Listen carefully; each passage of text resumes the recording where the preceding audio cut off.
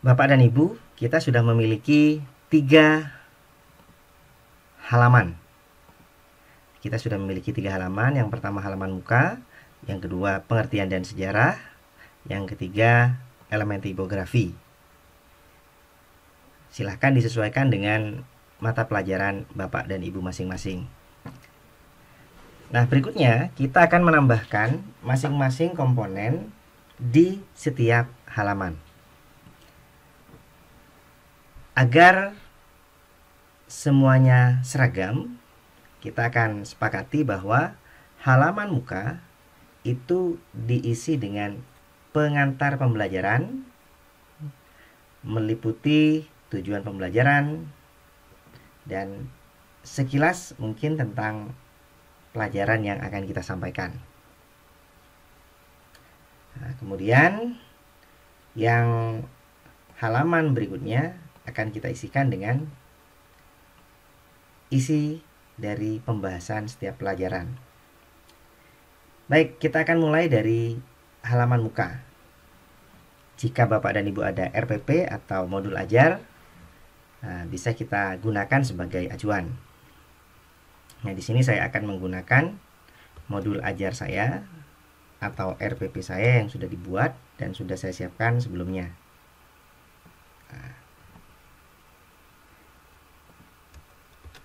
Apa yang kita buat?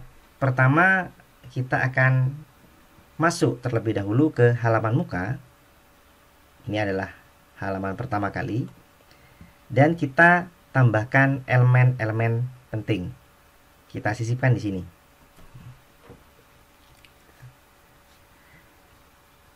Pertama, kita akan memberikan pengantar.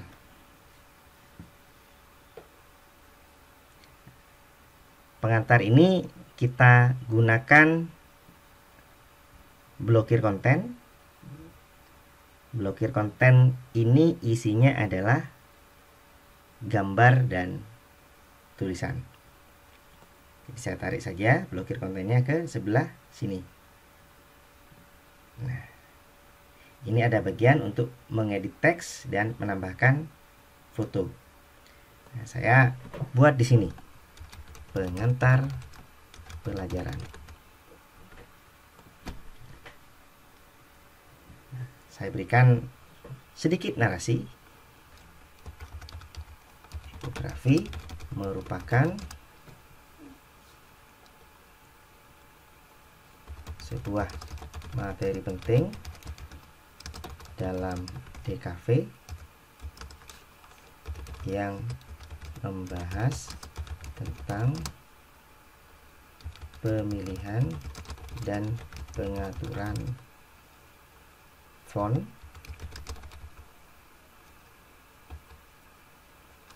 pada sebuah desain.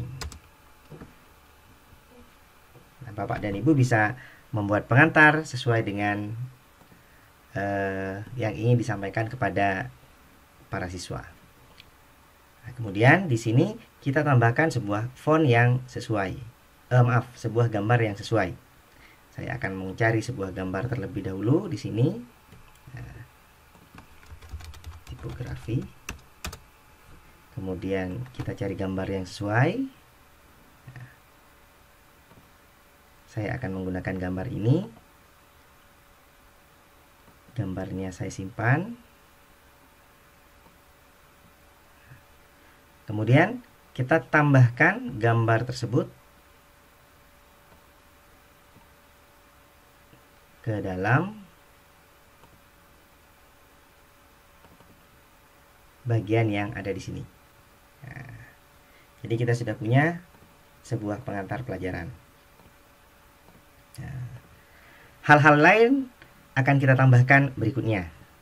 Nah, di sini akan saya tambahkan komponen, misalnya profil pelajar yang berkaitan. Nah, kita gunakan sekarang beberapa bagian yang ada di bawah. Nah, kita berikan garis dulu, nanti ada bagian pemisah.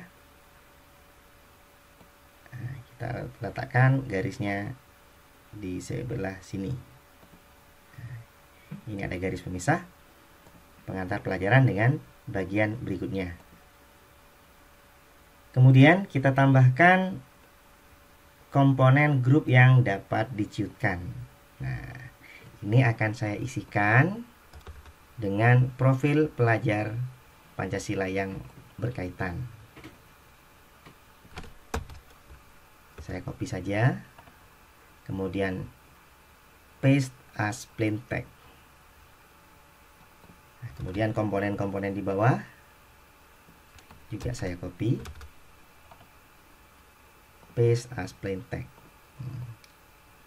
Nah, kemudian setelah selesai, kita tambahkan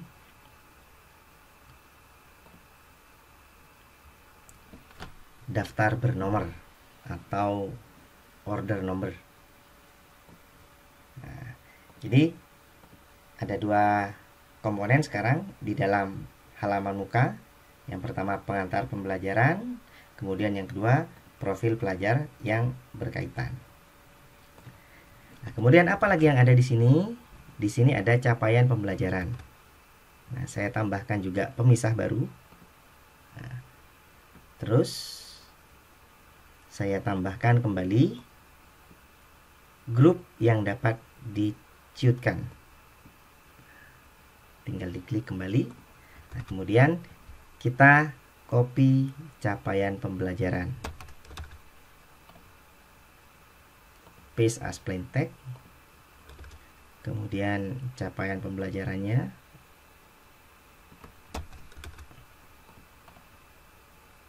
Paste as plain text.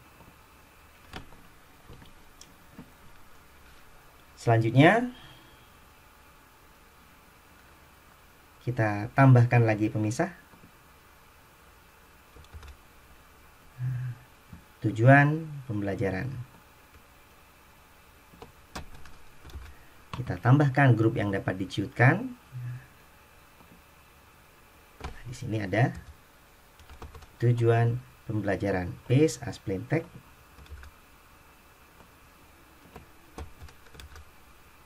Paste as plain text. Kita blok, kemudian kita buat daftar bernomor. Apalagi yang akan kita berikan ya, tergantung pada kebutuhan Bapak dan Ibu.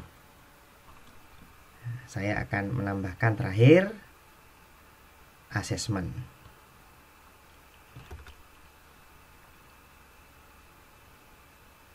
Jadi kita tambahkan pemisah.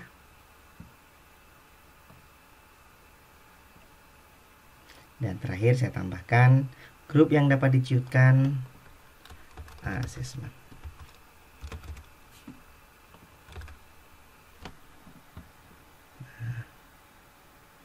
Pertama yang akan saya gunakan adalah asesmen diagnostik. Saya tambahkan daftar bernomor. Dan yang kedua adalah asesmen formatif.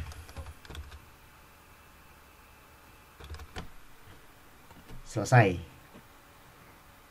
Jadi kita sudah menyelesaikan halaman muka sebagai pengantar dari pelajaran yang akan kita berikan kepada siswa. Nah, kemudian kita bisa tambahkan footer. Ini adalah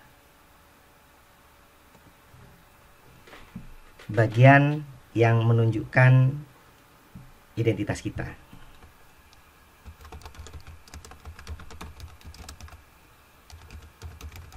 Misalnya materi desain komunikasi visual dibuat oleh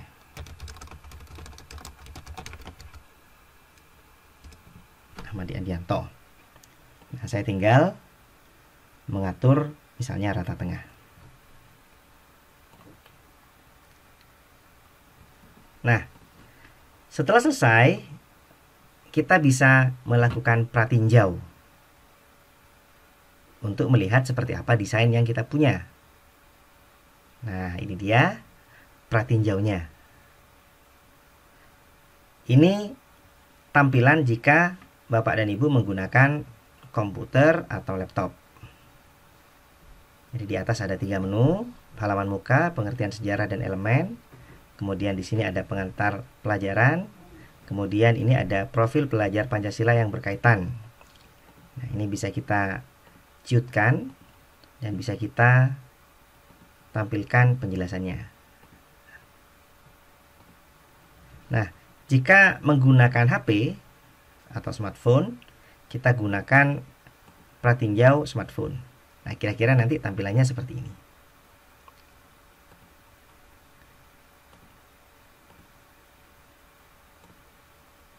Jika kita menggunakan tablet, maka kira-kira tampilannya seperti ini.